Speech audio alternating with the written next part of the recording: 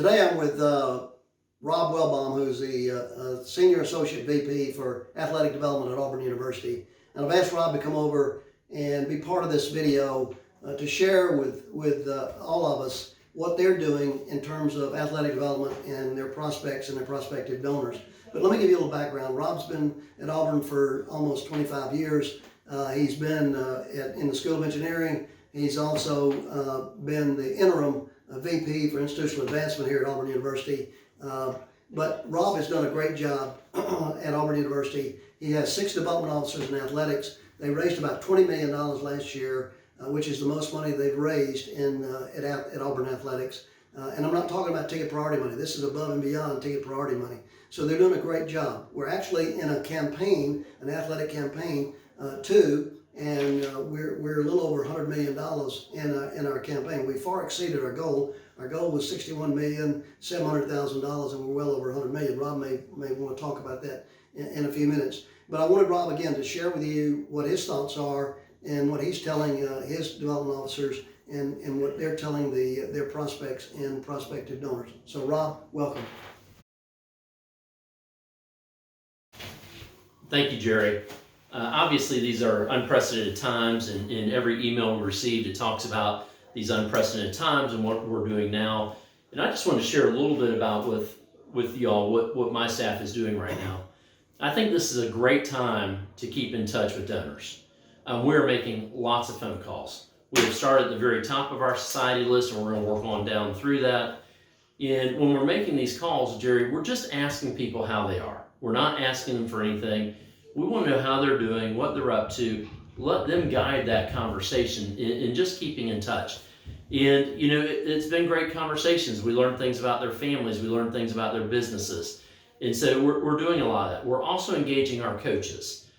We have gotten our athletic director, our football, basketball, baseball coach, track and field. I'm leaving some out. But we've got the equestrian coach. We've gotten those coaches to call donors as well. Not just only the donors, Jerry, that are giving to their sport, but also donors that gave years and years ago that may not be hearing from people as regularly as those donors that just gave last year. So we think it's just a great time to keep in touch with those donors. And we're also looking at other ways to engage people. People are starved for content right now. We had a fireside chat with our basketball coach a couple days ago that we pushed out to donors. We're setting one up with our football coach next week.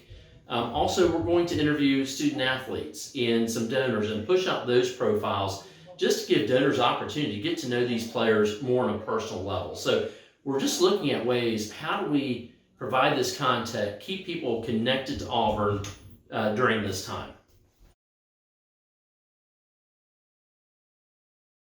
You know, one of the things that we had a little conference call this morning with our staff, and we talked about the fact that, you know, you've got a captive audience. Everybody's at home now. And so it's really easy to pick up the phone and call them and talk to them. What I'm telling our staff and the clients that we work with is, look, you know, 75% of this call when you're calling your prospective donors is about how you're doing. You know, how's your family? You know, it's a personal kind of a conversation. And then maybe 25% would be about the projects or what's going on at the university or what's going to happen in the next 2 or 3 weeks or whatever it may be. So I think all of that's important. And Rob was right. I mean, you know, send notes out. You know, and you can do a lot of things in addition to calling. The worst thing you can do is nothing.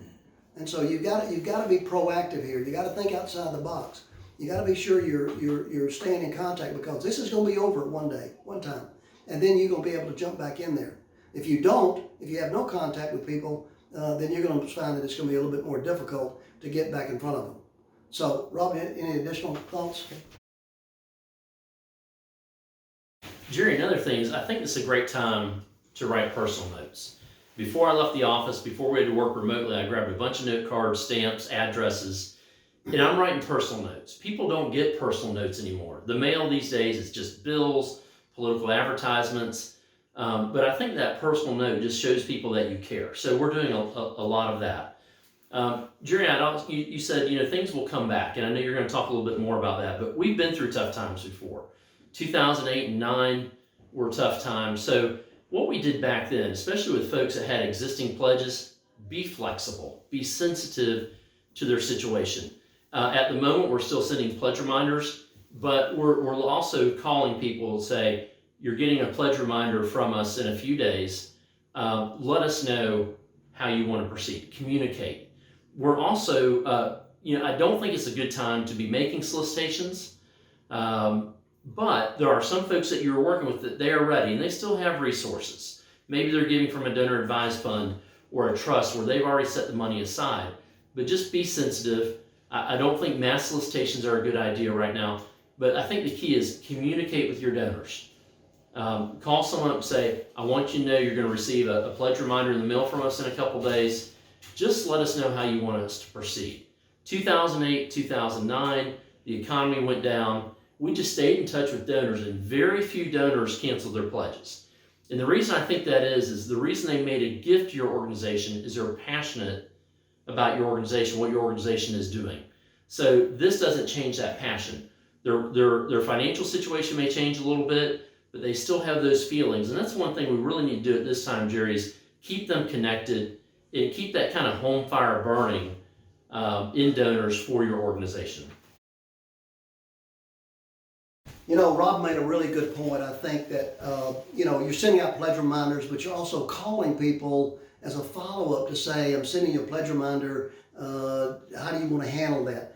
I mean, the key is communicating and not just sending out a letter or a form letter to all your donors and saying, this is what we're going to do. I think the key is that personal communication is so important. Now, we talked about, 2008 being it was a downturn in the economy. I don't think it's the same thing as what's happening now.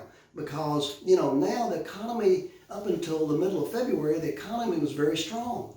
And I believe the economy is going to return. As soon as we get through this virus, I think you're going to see the stock market come back up again. And so I think that, we've got to stay in touch with our people so that we can hit the ground running when all this is over. And this is what we want to do.